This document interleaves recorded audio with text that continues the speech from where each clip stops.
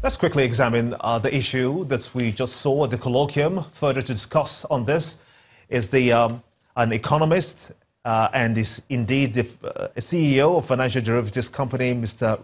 Bismarck Rewane. I want to thank you so much indeed for joining us here on the news at 10. Against that backdrop that we listened to just before the break and discussions at the colloquium to honor his 66th birthday for the former Lagos State Governor.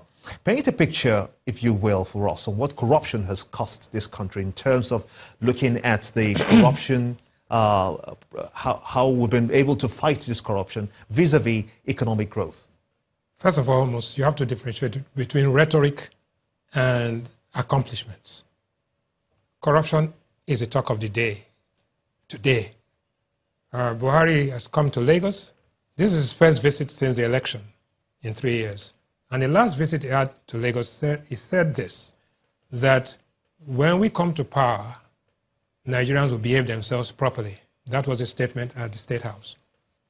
That was before the election. And it is important that this day we are looking at corruption in the context of the global as well as the domestic picture. Corruption is more than theft, as you can see on those slides. It has many dimensions. But what is important to Nigerians today is that we've heard so much about corruption. What are the results?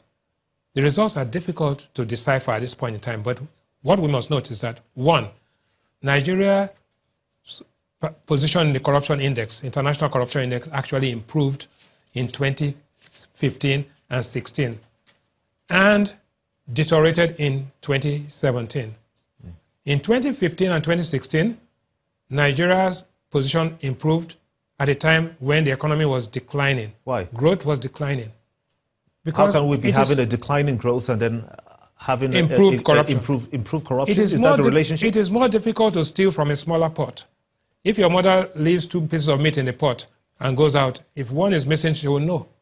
But if there are 10 pieces of meat and one is missing, it's difficult to decipher. Corruption is more difficult to decipher in a fast-growing economy. So now that we've begun to see growth, we began to see a slight deterioration. But what is more important is that, are you comparing corruption of impunity in the past with corruption of what we call the normal state corruption? And then what are we seeing here? Methods of corruption, if you look at those slides, bribery, Halliburton, embezzlement, Malibu, graft, Osborne Flats, where you see $46 million left in the flat, extortion, Minergate, abuse of discretion, Panama Papers. In the world, total corruption is $4.1 trillion, while the economy of the world is at $85 trillion. What does this mean? Corruption is everywhere, but it is more in certain places and more visible when the economy is deteriorating. In certain places? Yes. You mean, like could you Nigeria. Explain? In Nigeria, yes. Yes. For instance, where would you find corruption most prevalent in Nigeria? Nigeria, there are arguments. Federal government, state governments, National Assembly, MDAs, judiciary.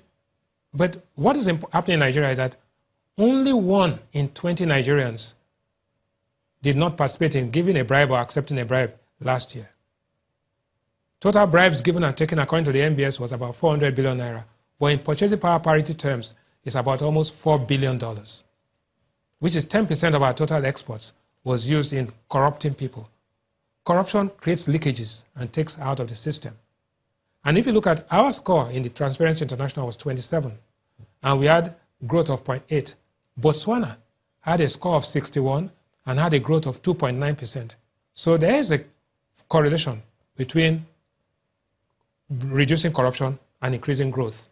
So it's important. What the Vice President was saying today is about what we call normal state corruption and fighting corruption. And it's very important that it must be taken on board. And there's no point making excuses.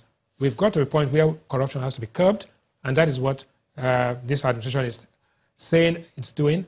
But the truth is that people want to see more convictions. In this country, only 2 governors have been convicted, and they were convicted outside of Nigeria, and then one was reconvicted in Nigeria. Would you say that corruption is the reason why not much attention is given to social investments, or just is it a misplacement of priority in terms of planning? No.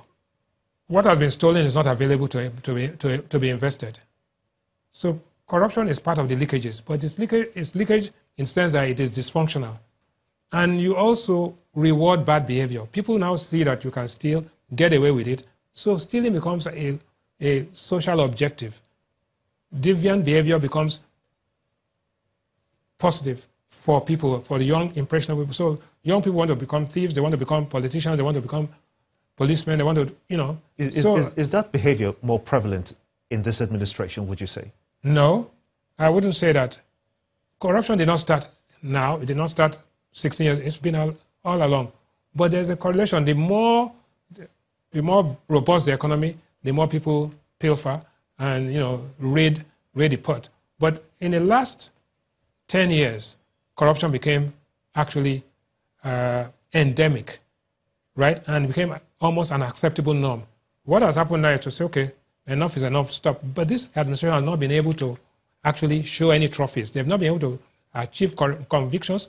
Under this administration, we've had minor gate, we've had a couple of embarrassing scandals, which could have been easily avoided. But you cannot compare in total its magnitude to what was happening before now. You know what happened in the last 5 years in the previous administration? That was scandalous. What you are seeing now is whatever happens because of social media is thrown up, people can see it. So it's easily identifiable. That is not to say that they are angels today, but definitely it's not as widespread as an endemic as it was before. But it is still, compared to other countries, Nigeria cannot be considered to be a transparent country. I must thank you very much indeed for talking to us here on the News at 10. The CEO of Financial Derivatives, Mr. Bismarck Rewane. Many thanks indeed for your time. Thank you for having me. And your thoughts.